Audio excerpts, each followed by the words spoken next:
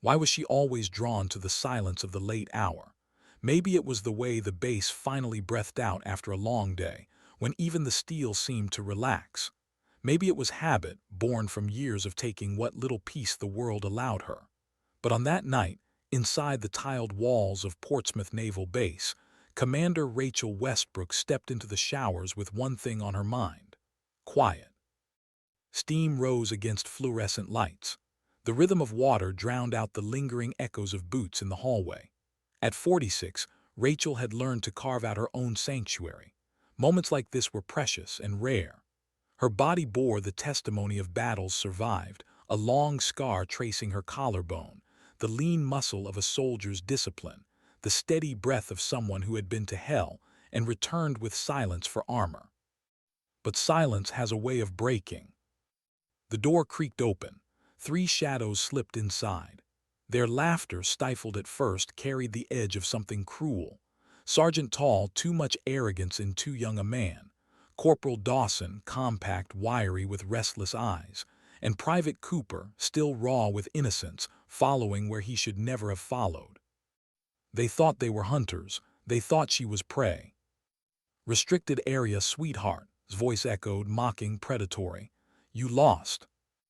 Rachel turned, the water still cascading down her frame, eyes steady.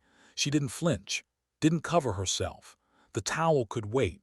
The threat could not. Her gaze moved across the 3 of them like a blade, measuring, assessing, weighing. 22 years of service had taught her the same lesson again and again.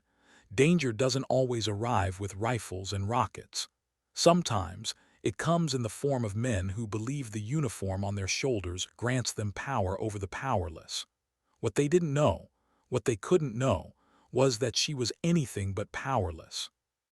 Dawson smirked, his tone sharp with contempt. "Personnel only, unless, of course, you're offering special service." The steam carried his words, hanging them in the air like poison. Cooper shifted, uncomfortable, his hands betraying hesitation. He wasn't ready for this. He wasn't a predator by nature, but weakness, when paired with silence, often became complicity. Rachel's voice cut through the air, calm and absolute. "Step back now." His eyebrows rose in mock surprise. He liked this, liked that she was pushing back. He mistook defiance for a game. He stepped closer, hand outstretched. The moment his skin brushed hers, the silence shattered. Rachel moved.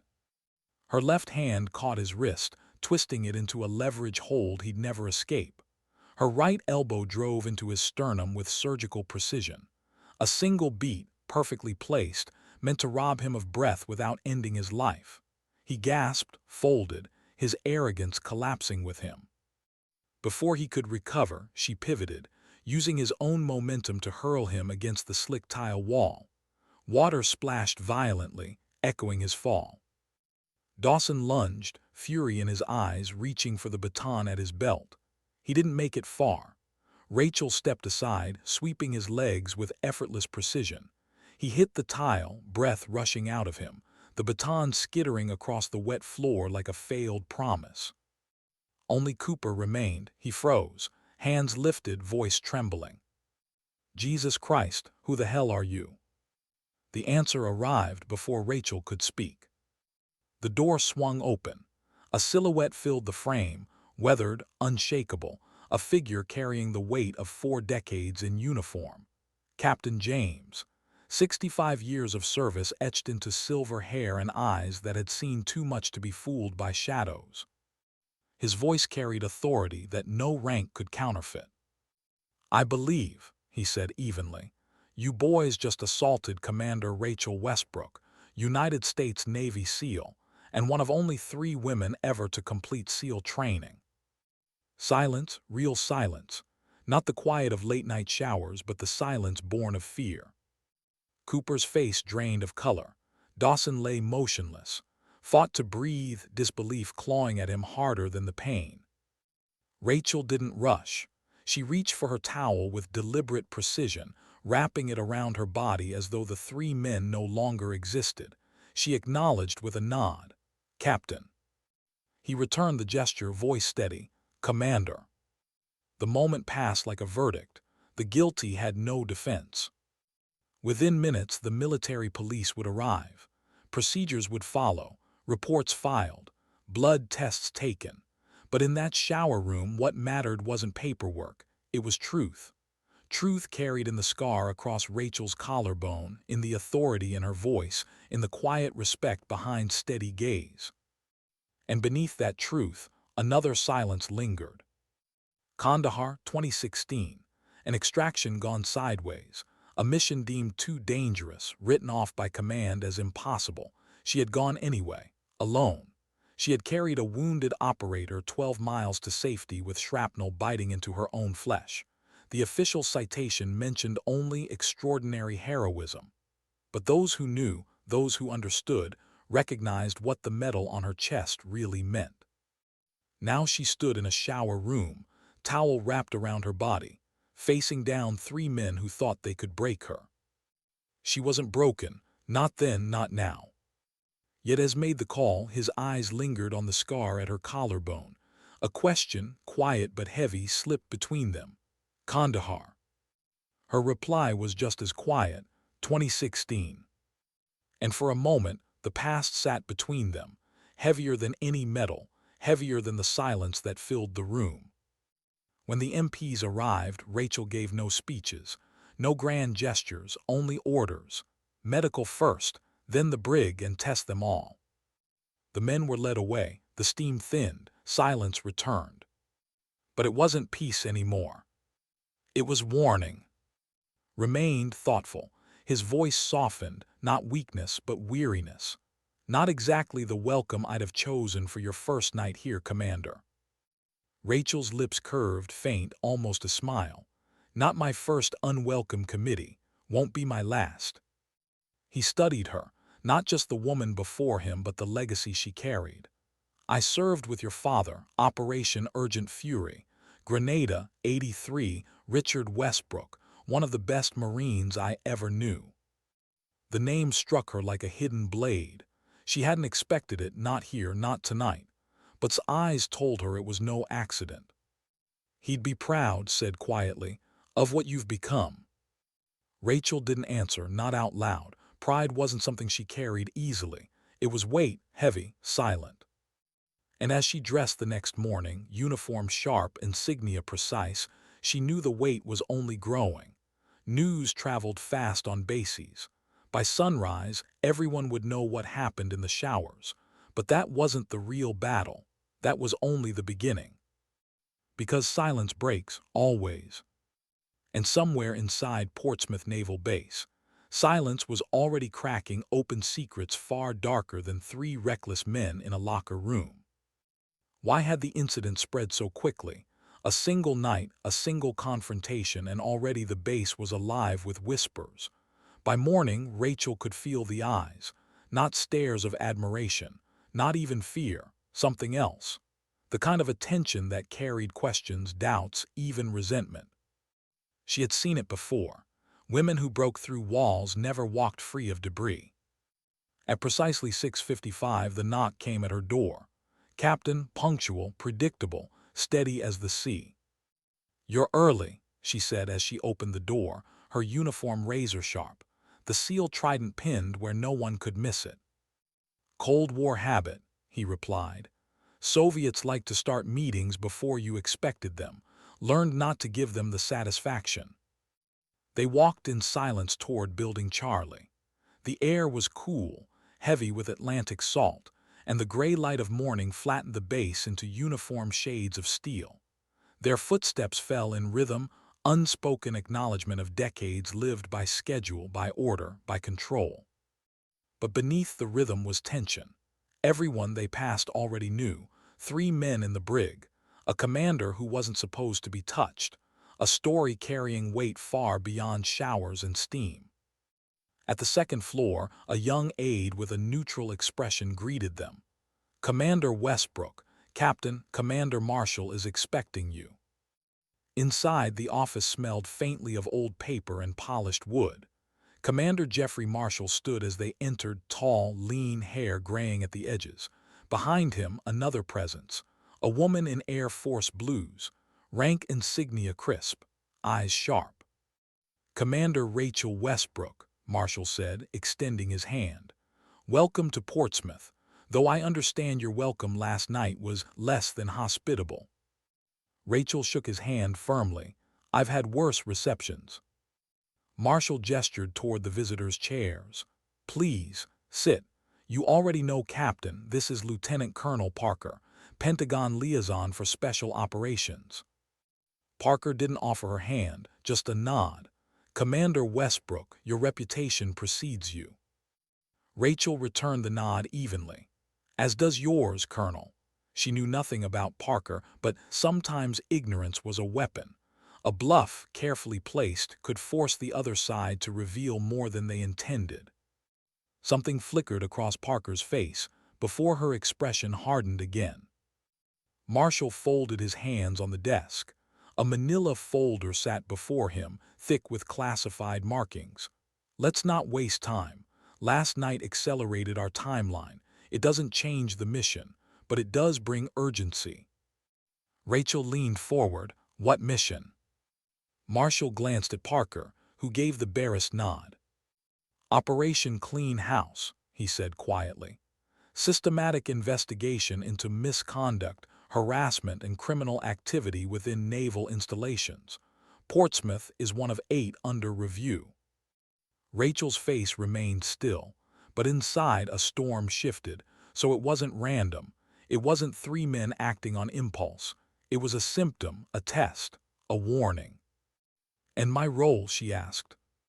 Parker leaned forward, voice clipped, professional. "You're uniquely qualified, female SEAL, Medal of Honor, impeccable credentials. To some, you represent everything they resent. You're here to evaluate readiness. But in truth—" "Cut in," his tone blunt. "You're bait." The word landed like a gunshot in the room. Parker shot him an irritated glance, but Rachel didn't flinch. She only exhaled slowly. "Last night wasn't coincidence," she said flatly. "No," Marshall agreed. "Those men were likely sent to test you." The folder slid across the desk toward her. Inside, reports, complaints filed, buried, transfer requests, training accidents that weren't accidents, patterns clear once assembled. Women silenced, records erased, a trail long and deliberate. "How long?" Rachel asked quietly. "Documented 4 years," Parker said, "but Captain believes it began earlier." Rachel turned her eyes to. His face, so often carved from stone, was softer now, weathered with something heavier than duty. 5 years, 3 months, he said. "My daughter, Lieutenant, communications specialist. She reported harassment. 3 weeks later, suicide. At least that's what the file says." The silence that followed pressed heavy. Rachel lowered her gaze to the photograph that had slipped from the folder. A young woman in dress whites, her resemblance to unmistakable. Eyes alive, strong, defiant. "Your only child," Rachel said softly. He nodded once, controlled. "Didn't take her own life. She was a fighter like you. The case was closed in 48 hours. No evidence preserved, no inquiry." His voice didn't break. Men of his generation weren't trained to show fracture. They carried grief like ammunition, always loaded, never discarded. Rachel met his gaze. "I'm sorry." A simple sentence, the only one that mattered. But she also knew sorrow wasn't enough. "Who benefits from silencing women?" she asked, eyes moving back to the file. "Who covers their tracks this carefully?" "Exactly what we intend to find out," Marshall said. "But the network is bigger than harassment. It's protection. Organized. Systematic. We've traced incidents across multiple installations. Portsmouth is a node." Parker's eyes never left Rachel. "You'll be visible, accessible, high-profile enough to provoke reactions. We'll watch who circles you. That's where the truth lies." Rachel thought of last night. The steam, the arrogance, the silence broken. And for the first time, she felt a weight heavier than the scar across her collarbone. This wasn't about surviving encounters. It was about exposing a system built on shadows. Her voice was steady when she spoke. I'll need access to everything: personnel files, security footage, medical records, and private interviews with female personnel, unsupervised. You'll have them, Parker said. His jaw tightened. With respect, Commander Rachel, if you dig too deep, you'll become a target. Rachel looked at him, no defiance, no bravado, just truth. I already am. The room fell silent again. But this time it wasn't the silence of fear or grief. It was something harder, the silence before a storm. As they left the office, Rachel walked through the corridors of Building Charlie with at her side. She noticed it now, the way eyes lingered, the way conversations fell quiet as she passed. Last night wasn't fatting into rumor. It was sharpening into legend. And legends had a way of drawing enemies. Outside, the Atlantic wind cut cold against her face. She inhaled deeply, grounding herself. The mission wasn't just about uncovering corruption. It was about something deeper. About the women who had been silenced. About every soldier who gave their life only to have their truth erased. For a moment she thought of her father, of the pride had voiced on his behalf. Would he have wanted this for her? To stand not on battlefields overseas, but in quiet rooms, facing enemies without uniforms. The question lingered, but she didn't push it away, because questions mattered. They carried weight. They carried silence. And silence was the battlefield she walked now. Why were the cameras always pointed in the wrong places? That was Rachel's first thought as she studied the female barracks. A 3-story structure with cameras on the front entrance, blind spots on the sides and nothing at the rear. Outdated systems. Unchecked vulnerabilities. For a place meant to protect, Portsmouth looked suspiciously designed to fail. When were these last updated? She asked, her voice sharp enough to cut through the hum of morning activity. 2012, replied. Budget constraints, 3 upgrade requests. Budget, a convenient excuse. Rachel had seen it before, in war zones where soldiers fought with broken gear, in bureaucracies where the weakest were told to wait while the powerful thrived. Sometimes it was money. Sometimes it was something else. She made a mental note. Vulnerability wasn't always accident. It could also be design. Inside the security control room, her suspicions deepened. Outdated monitors, flickering feeds, a technician barely old enough to shave explaining that data was routed through his office, but processed by Chief Warrant Officer Daniels. Too many hands, too many doors left unlocked. The system's compromised, she said flatly as they stepped back into the hallway. Didn't argue. I've submitted requests 8 times in 5 years, always. Or delayed, Rachel countered. Or both, he admitted. Their next stop, the mess hall, a place where tension was supposed to dissolve over food but instead sharpened under fluorescent lights. Soldiers clustered at tables, conversations clipped, glances darting. Petty Officer Emma murmured, nodding toward a young woman sitting alone. Her uniform neat, her posture defensive. Rachel followed his gaze. Eyes barely lifted from her tray, but the air around her told the story. Isolation. The invisible perimeter drawn around those who had spoken when silence was demanded. Her complaint, Rachel asked quietly. Inappropriate advances, replied. Lieutenant Commander Wilson, Communications. Rachel's eyes moved toward another table. Overweight, glasses perched on a nose too smug for its face. Wilson. He laughed with colleagues, but when his eyes drifted toward, the smirk that followed wasn't one of camaraderie. It lingered too long, predatory, certain. Rachel didn't stare, she only observed, and what she saw wasn't new. She had seen it in Kandahar, in Kabul, in bases scattered across the world. Men who thought silence protected them. Men who mistook survival for consent. Status of her complaint, Rachel asked. Dismissed, said. The word carried quotation marks sharp enough to cut.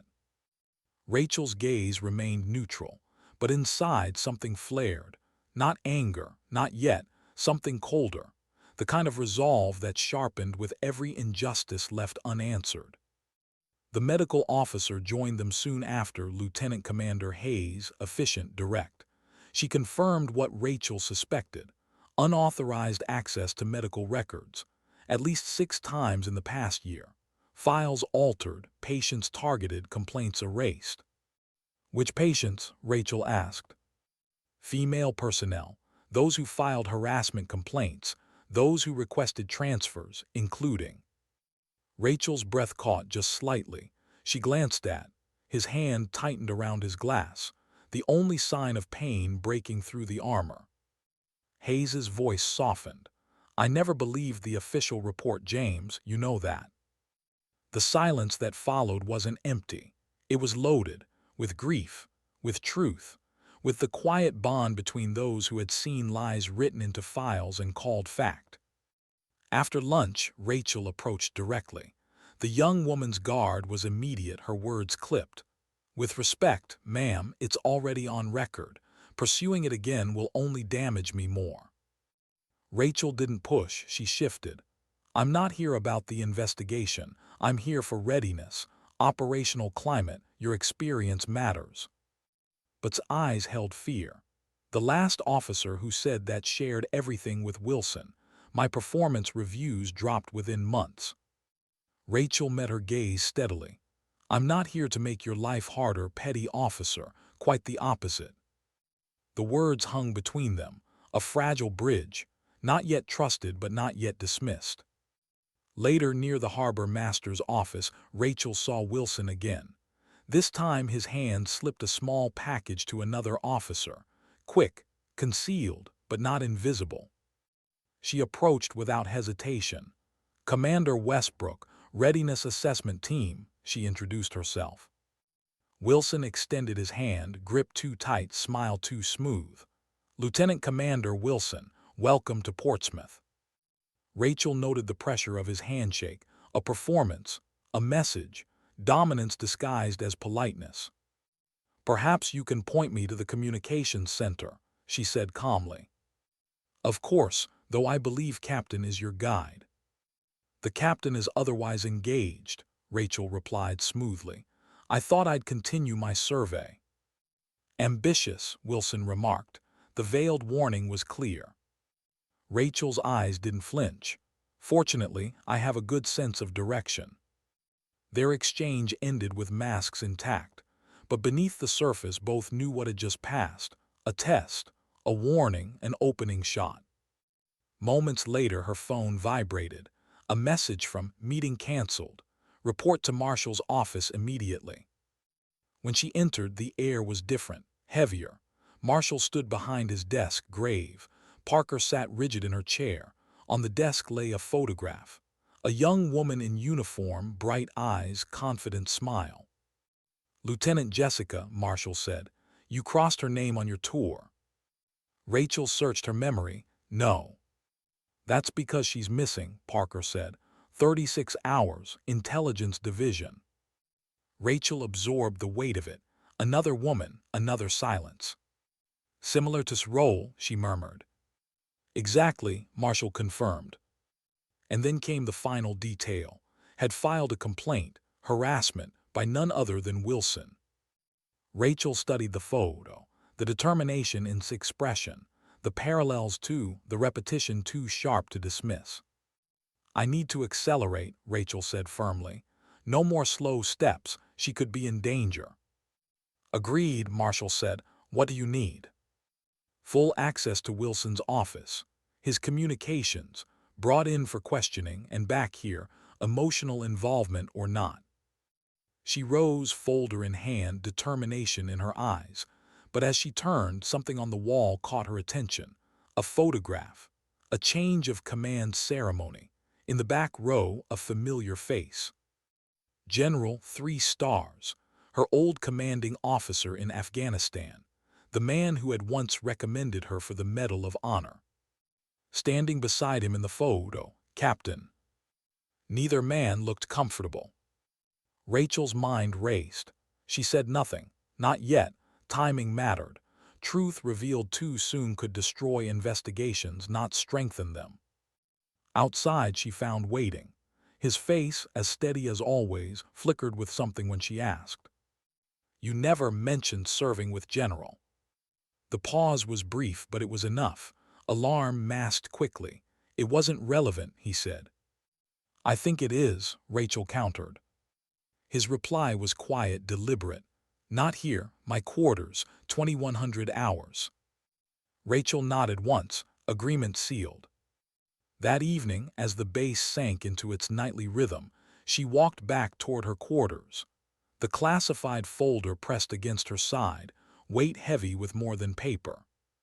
Two women silenced, one scar on her collarbone that never fully healed, a captain carrying grief like contraband, and a general whose shadow stretched longer than she had realized. The mission was no longer just about harassment, no longer about men testing women in locker rooms. It was about something larger, something hidden, something dangerous. And as Rachel prepared for her meeting with, she felt the silence pressing closer. Not peace, not quiet, the silence that comes before revelation, the kind that cracks open truth too heavy to stay buried. Why had he waited until now? That question haunted Rachel as she approached quarters. The base looked calm under the cover of night, lights flickering in windows, the distant hum of generators, the rhythmic footsteps of guards making their rounds. Order, routine, the illusion of safety. But illusions never lasted. Inside's quarters reflected the man himself, Spartan precise, every object in its place. A cot made with military perfection, a desk cleared of clutter, and one photograph framed and solitary, a young woman in dress whites. Rachel didn't need to ask why the photo was there. She could feel it. The weight of grief pressed into the air like humidity. "You wanted to talk about," began without preamble. His voice was steady, but his eyes betrayed caution. "Yes," Rachel replied, her own tone measured. "Your connection to him wasn't in the briefing. You served together." His jaw flexed. "Joint Special Operations Command, Columbia, 1992, Operation Kingfisher. It went sideways. After that, we crossed paths occasionally. His presence here 2 years ago was official. Change of command ceremony." Rachel studied him. "You're editing. I need the full picture, Captain. If this investigation is going to succeed, I need everything." For a long moment, silence filled the room. Not hostile, but heavy. The kind of silence shared by soldiers weighing whether to trust with secrets that could alter lives. Finally sighed, a sound Rachel had rarely heard from him. "What I'm about to show you doesn't exist, not in any official record." He reached for a book on his shelf, Naval Regulations, its spine worn, its pages untouched. From within, he retrieved a hollowed-out compartment holding a small storage device.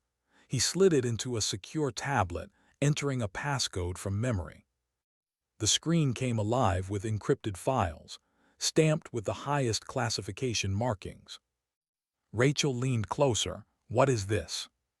"It's real work," said.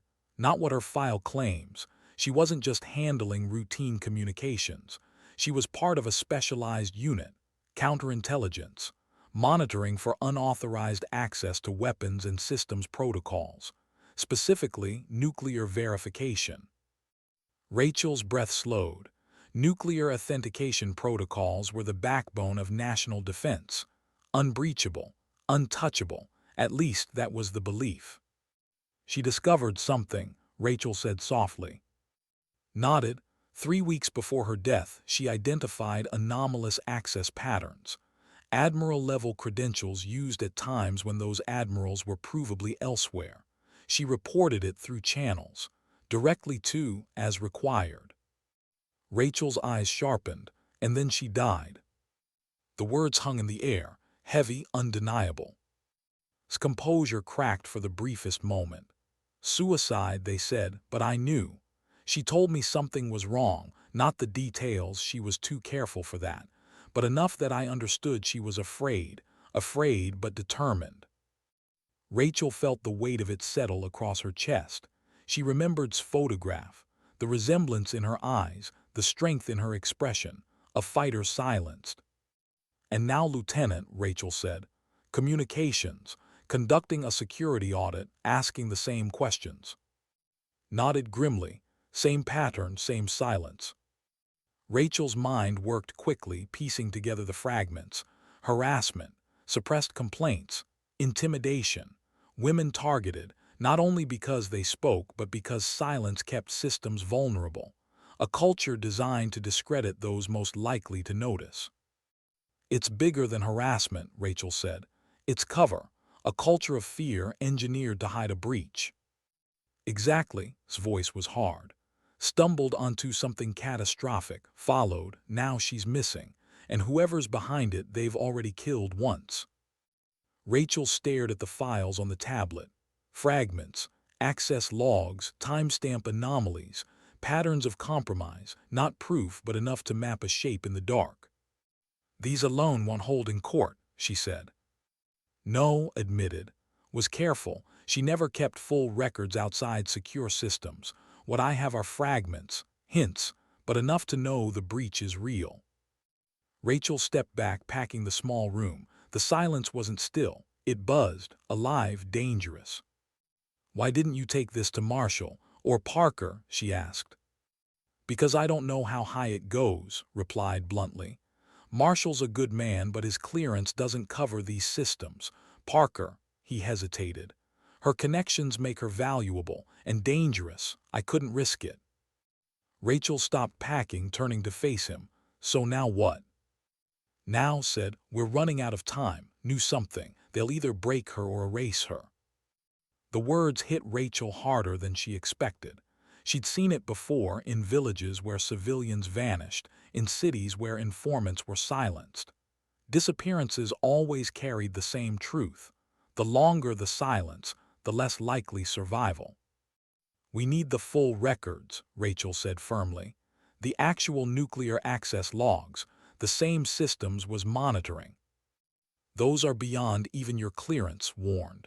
Compartmented, biometric access, heavily guarded. Not beyond, Rachel countered.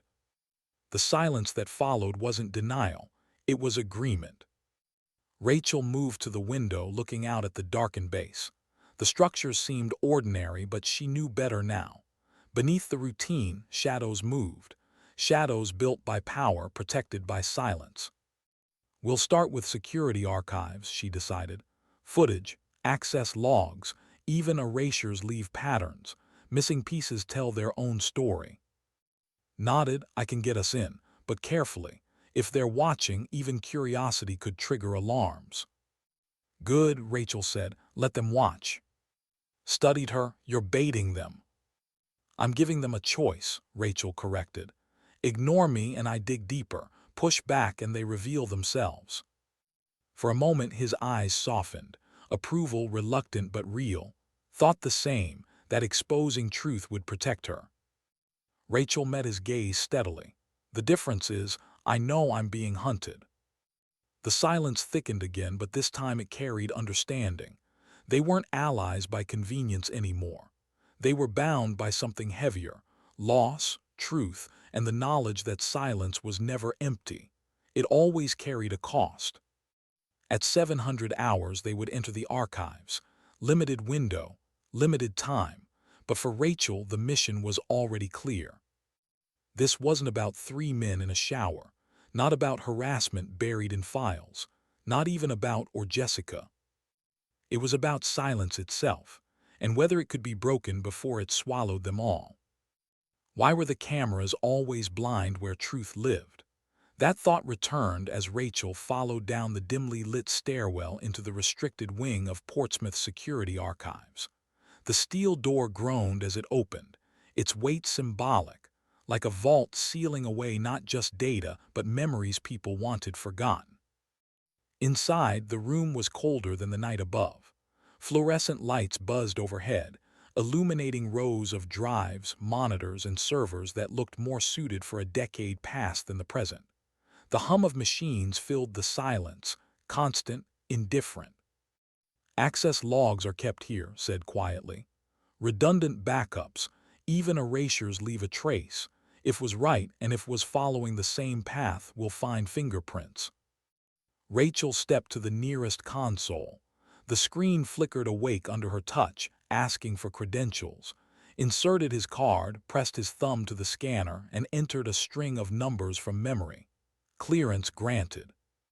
For a moment, Rachel let her eyes roam over the sea of data. Names, timestamps, entry codes, the lifeblood of accountability. But accountability meant nothing if the blood had already been drained. "Start with the barracks," she said. "Female wing, past 6 months." Keyed in the commands, rows of logs appeared, every entry stamped, every exit recorded. But something was off. "Notice it?" asked. Rachel leaned closer. Too perfect, no irregularities, not even late returns. Exactly. It was the kind of perfection that reeked of control. Soldiers were human, mistakes happened. Someone came back late, someone forgot to log. The absence of error was itself the error. "Run for," Rachel ordered. The search pulled up a blank result. Rachel's voice lowered. "What do you mean blank?" "Her entire record," said grimly. "It's been scrubbed." Rachel stared at the empty screen. The absence felt louder than any data. "Whoever did this has root access." Nodded, "Command level or higher." They pulled another thread, security camera footage. The same outcome. Every corridor around the communications division showed normal traffic. Too normal. No gaps. No glitches. Not even minor pixel distortions. Rachel felt her jaw tighten. This isn't erasure. It's replacement. Synthetic footage overlaying reality. His voice darkened. Same as case. She noticed timing errors, frames running a fraction of a second off, too clean. The implications hit hard. If someone could rewrite footage, entire lives could vanish without record. Disappearances turned into absences explained away as leave, transfer, or suicide. "Run Wilson's access," Rachel said suddenly. Hesitated. "You think he's that careless?" "I think predators always leave fingerprints," Rachel replied.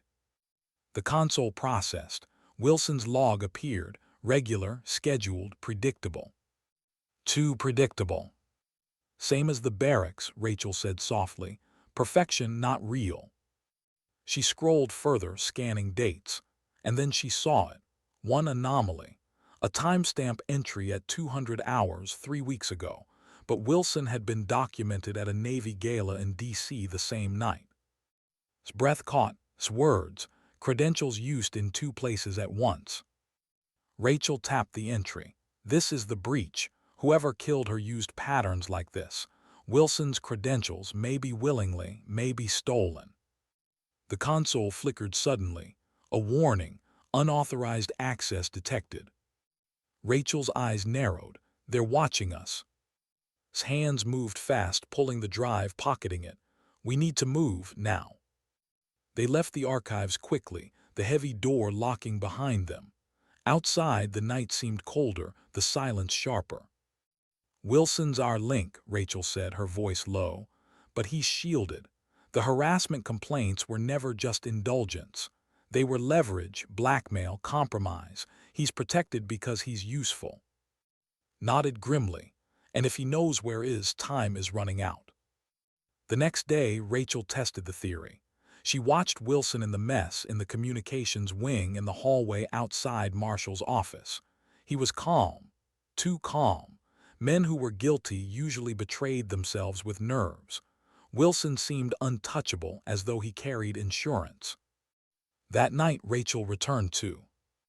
"Lieutenant trusted you," she said quietly. His eyes widened. "You know." Rachel nodded. "Tell me everything." Hesitated, fear alive in her voice. "Jessica said she found patterns, access codes showing up where they didn't belong. She was scared, but she wouldn't stop digging. The night before she disappeared, she gave me a copy of her notes, told me if anything happened I should trust you." Rachel's chest tightened. "Do you still have them?" Nodded, pulling a folded sheet from her locker. Handwritten codes, times, and notes. Sloppy, rushed, but authentic. Rachel scanned the page. The same anomalies had shown her. Admiral-level codes, Wilson's credentials, gaps in systems that should have been airtight. But one entry stood out. A date, 2 nights from now. A scheduled systems test. The same anomalies repeated like a shadow rehearsing for the real thing.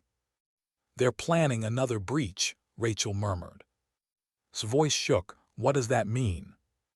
Rachel folded the page carefully. "It means isn't the only one in danger. Whoever's behind this isn't just silencing women. They're using silence to cover a breach that could compromise nuclear protocols. And in 2 nights, they'll try again." She left quarters with the note pressed in her hand, her thoughts racing. Too many threads tied to one shadow, and every shadow pointed toward Wilson. But Wilson wasn't the end. He was the mask. Rachel knew what came next. Masks had to be stripped, slowly, carefully, until the face beneath had no choice but to reveal itself. As she walked across the darkened base, Rachel felt the silence pressing in again. Not peace, not rest, the silence of anticipation, the silence of a hunter waiting in the brush. She whispered to herself, a reminder more than a prayer. Silence doesn't protect you, it betrays you.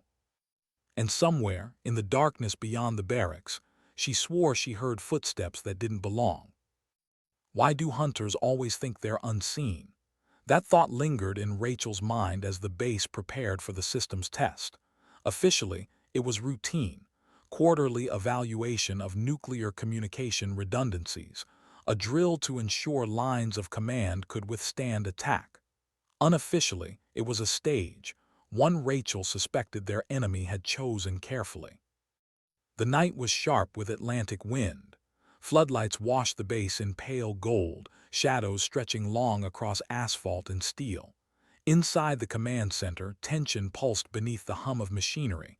Screens glowed. Keyboards clicked. Officers moved with the discipline of procedure. But beneath it all, Rachel felt the weight of something rehearsed. "They're here," murmured beside her, his eyes scanning the room. Rachel didn't answer. Her gaze tracked Wilson, calm, almost smug. He lingered near the comms consoles, hands behind his back as though he were merely observing, but Rachel knew better. Predators always circled before striking. "Stay visible," she whispered too. "If they believe we're watching, they'll adapt. That's when they reveal themselves." The test began, secure lines pinged, satellites checked in. Authentication codes flowed. To the untrained eye, everything looked routine. Perfect. Too perfect. Rachel leaned toward the console tech. "Pause feed 42, replay frame." The young man hesitated. "Ma'am, that's a restricted." "Do it," she ordered. The frame froze, then replayed. For a fraction of a second, a line of code flickered across the screen, out of sequence, almost invisible. Rachel's pulse quickened. "There." The tech frowned. "I didn't see." "Exactly," she cut him off. "Overlay again, slow it." The anomaly revealed itself, an authentication code injected where none should exist. Not random, precise, like a ghost stepping into formation. Leaned closer, his jaw tightening, flagged the same thing. Rachel nodded, and now it's happening live. She turned her gaze to Wilson. He stood perfectly still, too still. His eyes, however, betrayed a flicker just for an instant when the console beeped an error warning. He masked it quickly, but Rachel caught it, the smallest fracture in his performance. "Got you," she whispered under her breath. But exposing him wasn't enough. Not yet. They needed proof strong enough to survive erasure.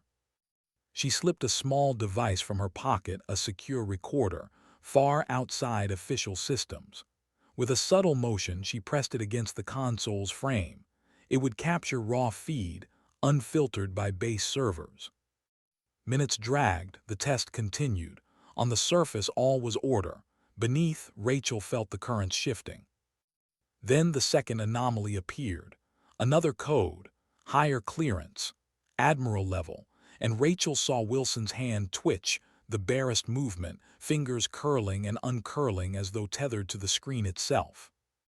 She moved before doubt could speak. Crossing the room, she stepped into Wilson's path, her voice sharp. "Lieutenant Commander, report." Wilson blinked, surprised. "Ma'am, you're the senior comms officer on duty. That anomaly, explain it." His mask slipped just slightly. Too much hesitation before his smile returned. "Glitch. Happens during tests." Rachel's eyes narrowed. "Glitches don't use Admiral Fisher's credentials." The room stilled. Heads turned. Stepped closer, his presence suddenly towering. Wilson's smile faltered. "With respect, Commander, you're overstepping. Clearance at that level isn't yours to use," Rachel cut him off. The silence that followed was sharp. Officers glanced between them, unsure where authority lay. Rachel held the moment deliberately, letting the weight of it press against Wilson. Then Marshall entered. His eyes swept the room, settling on Rachel. "Report." Rachel straightened. Unauthorized code injection during systems test. Credentials above Wilson's clearance. Pattern consistent with prior anomalies. Wilson turned quickly.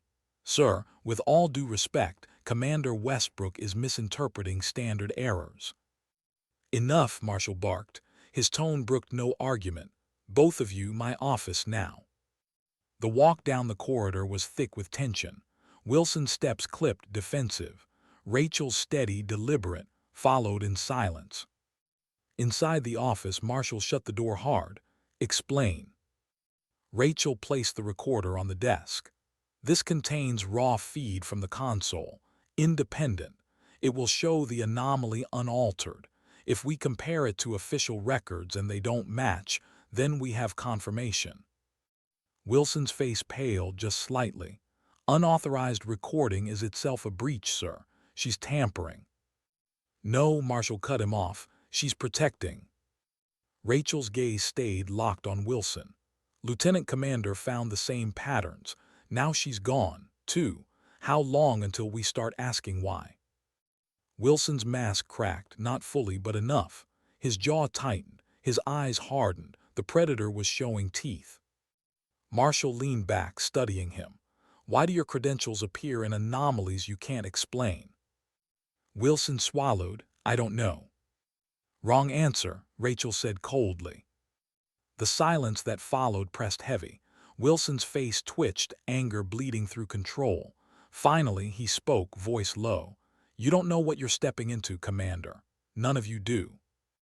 Rachel's voice was steady. "Then enlighten me." But Wilson didn't answer. He only looked at Marshall, then Rachel again. And in that silence, Rachel understood. He wasn't afraid of them. He was afraid of someone else. Someone higher. Marshall's voice broke the tension. "Wilson, you're relieved of duty, effective immediately. Security will escort you." Wilson's face hardened, but he didn't argue. He only smiled faintly, a smile too calm for the situation.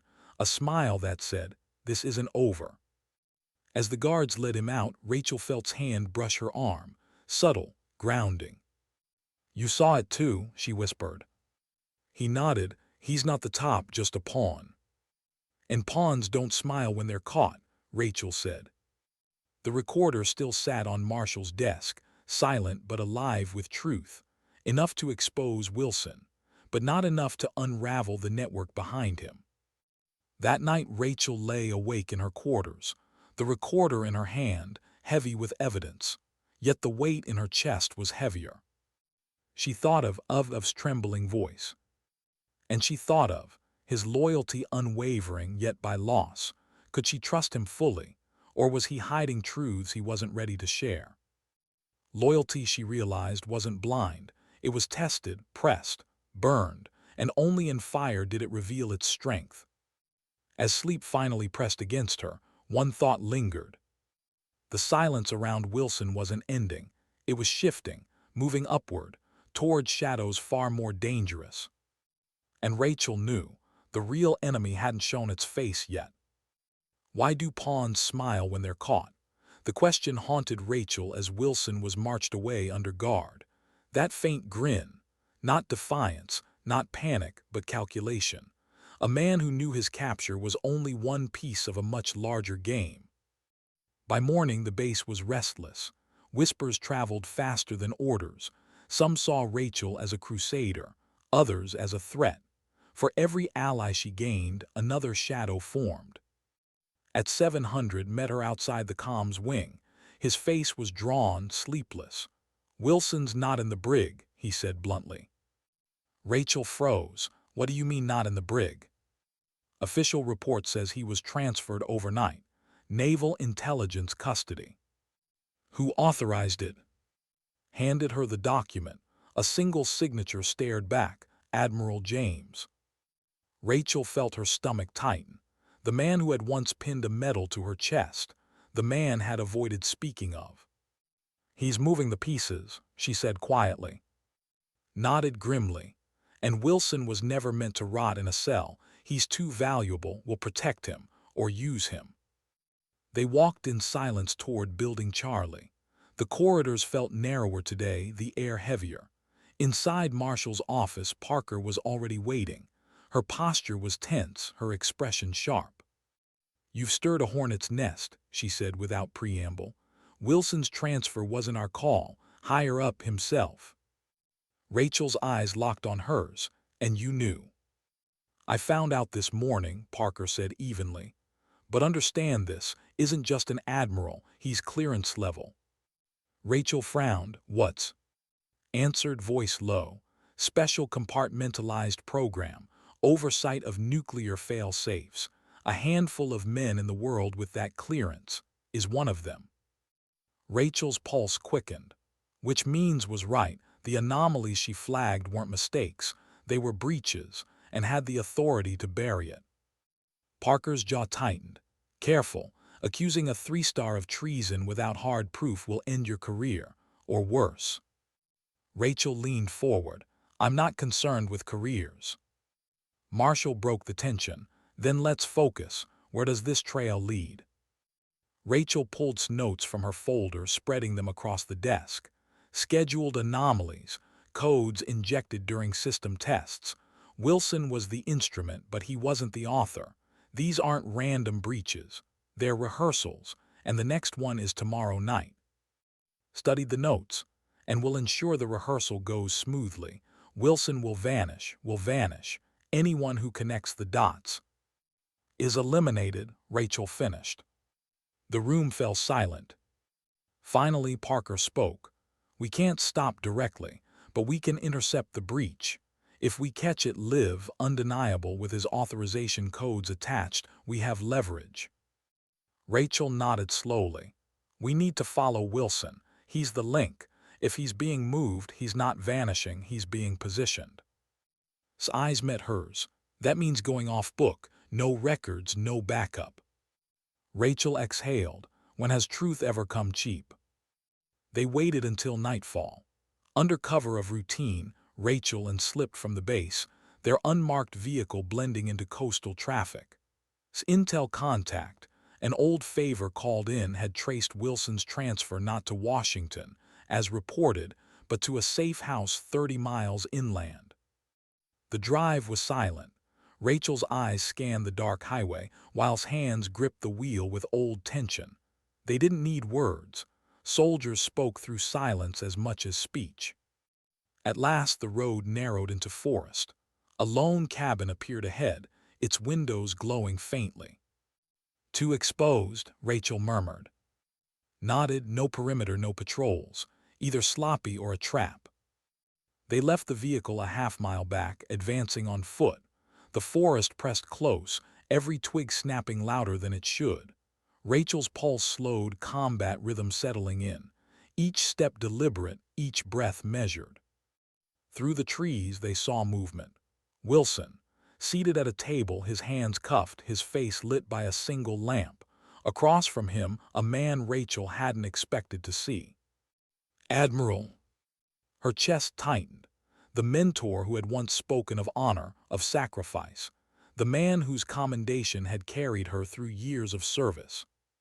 Now he sat in a cabin in the woods, speaking in low tones to a disgraced officer. Rachel crouched low, listening through cracks in the wood. "You'll be protected," was saying, his voice calm, reassuring. "They'll take the fall, not you. We'll say Westbrook exceeded her authority, fabricated evidence, it's already in motion."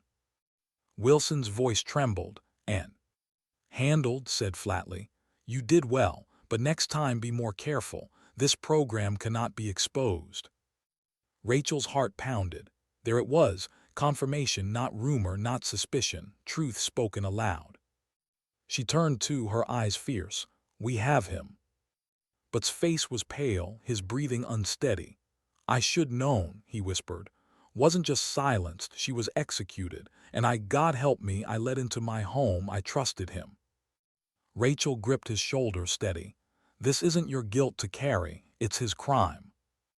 Before he could answer, the cabin door creaked open. A guard stepped out, scanning the tree line. Rachel and froze, sinking deeper into shadow. "Perimeter sweep," the guard called. They retreated silently, deeper into the forest. The danger pressed close, alive, but Rachel's resolve only hardened. "We go back," she whispered once they reached cover. "We intercept tomorrow's breach.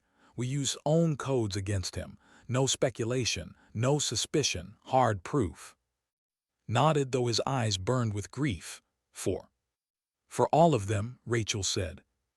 As they slipped back toward the vehicle, Rachel felt the silence pressing heavy. It wasn't the quiet of night. It was the silence of betrayal, the silence of leaders turned predators.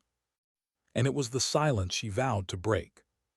At dawn, back at Portsmouth, Rachel spread the evidence across her desk, the recorder from the test, notes, the memory of words, not enough yet, but close. Her reflection in the mirror caught her off guard. The scar at her collarbone, the lines of fatigue around her eyes, the weight of command pressing on shoulders that sometimes felt too narrow to bear it.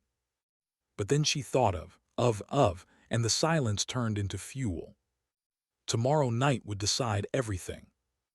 Why does silence grow loudest before the storm breaks? Rachel felt it as the base prepared for the system's test.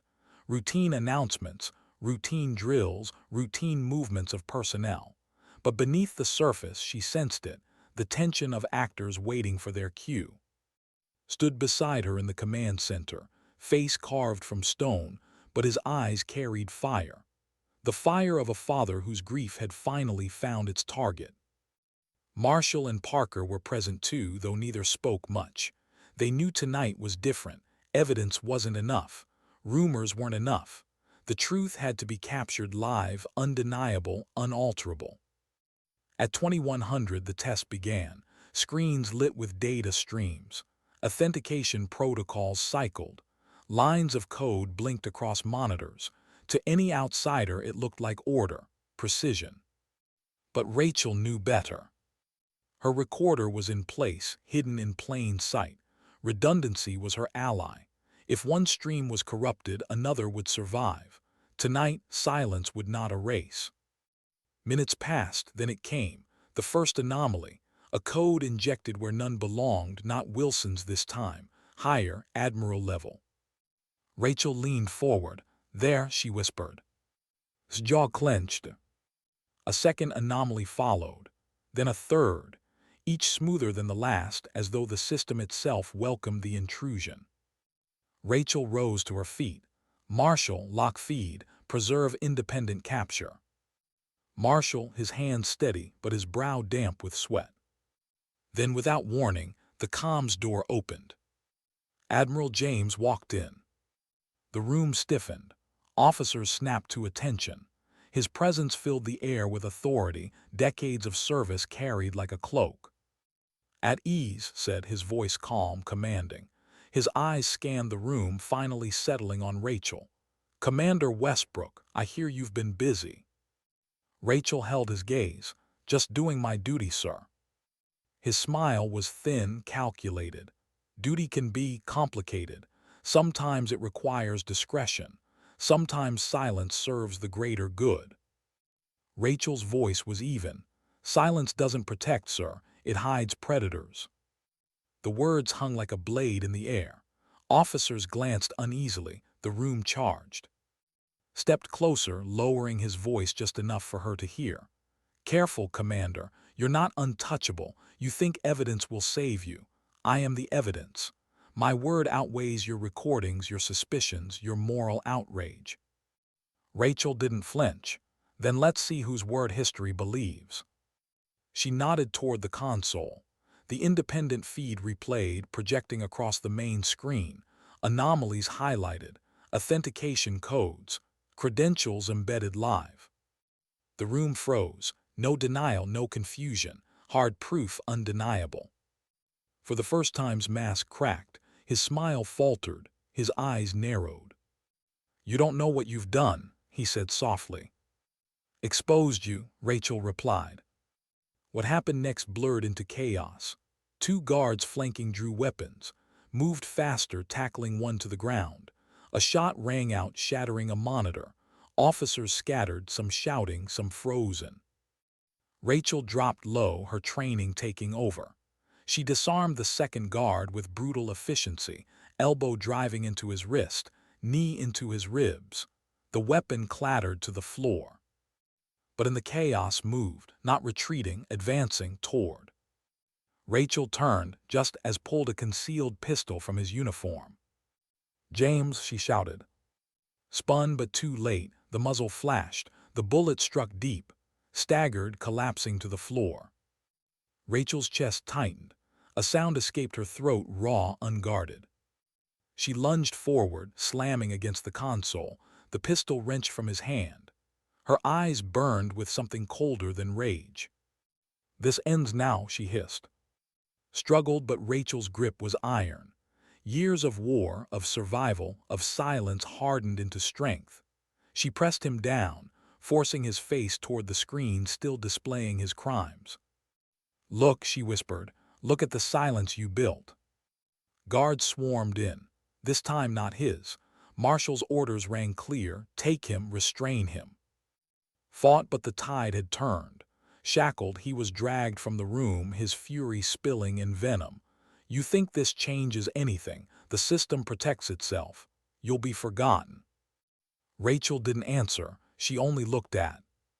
He lay on the floor, blood seeping through his uniform, breath shallow. She dropped beside him, pressing her hands against the wound. "Stay with me," she urged. His eyes open, pain clouded but steady. "She was right, you proved it." Tears burned her eyes, but her voice was steady. "She didn't die in silence. Neither will you." His hand found hers, grip weak but deliberate. "Finish it, Rachel." She held on until his grip loosened, until the silence became final. The room around her faded, shouts, medics, orders, all of it distant. What remained was face, his sacrifice joining the silence of too many others. The aftermath came swiftly. Charged, Wilson exposed. A network unraveled, its protection dismantled piece by piece. Investigations spread across bases, files reopened, truths resurrected. But for Rachel, victory carried no celebration. She stood alone at its funeral, the flag folded with brutal precision, the echoes of rifles marking the cost. Stood beside her, silent tears falling. Parker, too, though her eyes betrayed steel. Marshall delivered the folded flag to his widow, hands trembling despite his rank. Rachel said nothing. Words were too fragile, too small. Later, walking alone by the sea, she let the wind carry her thoughts. She thought of Smile, of determination, of steady hand, his voice, his grief. Silence had been their enemy. Silence had taken lives, hidden crimes, protected predators. But silence had also revealed something else. Strength. Because when it broke, when one voice dared to shatter it, the truth poured out like light. Rachel stood tall, the waves crashing against the shore, the salt air filling her lungs. She knew the battles weren't over. The system would resist. Shadows would form again. But she also knew this. Sometimes dignity doesn't speak, it simply acts. And when it does, silence itself learns to tremble.